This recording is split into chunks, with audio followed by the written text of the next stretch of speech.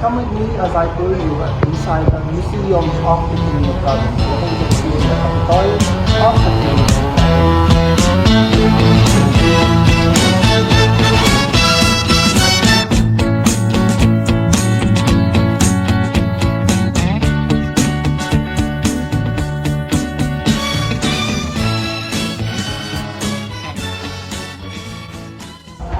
So guys, come with me. So pagpasok natin dito, makikita natin yung mga miniature ng mga tourist destinations or mga tourist attractions na makikita dito sa Quirino. So the first one is the Governor's Rapid na ang gumawa nito is si Jovita de Guzman. So sobrang ganda. So the next one naman is the home of the great invaders, the Capitol, na matatagpuan dito sa Quirino Province. Ito naman ang Claridita Falls na made by General Bindon Quirino.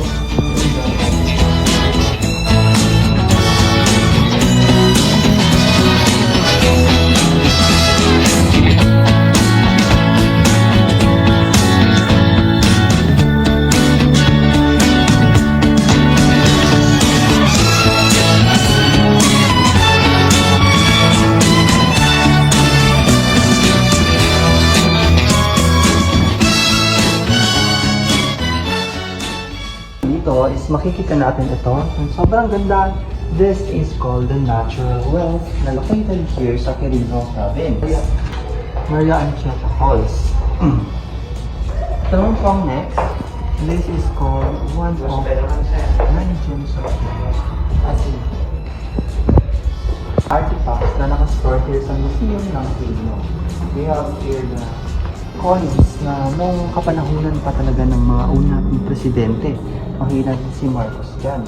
Ito naman yung mga old cameras and videos na ginagamit nung unang panahon pa. We have here the bone relics of mga fossils of wild animals. So talagang na-preserve pa ng Quirino ito. The next one is the projectile 60mm mortar na nagamit nung World War II pa. Mga unang kagamitan na nagagamit noon, ang makinilya, ang mga typewriter na hanggang ngayon eh, meron pa naman, kaso nga lang hindi na nagagamit ng mga nasa museum na to. Meron din tayong mga old telephones na hindi kagaya ng mga digital phones na yan. So we have here the old disc na ginagamit noon para makapag-play ng music at hindi gaya ng mga ginagamit natin ngayon nasa phone na lang. Meron din dito mga old DVDs, mga cassette tapes, mga old TVs, mga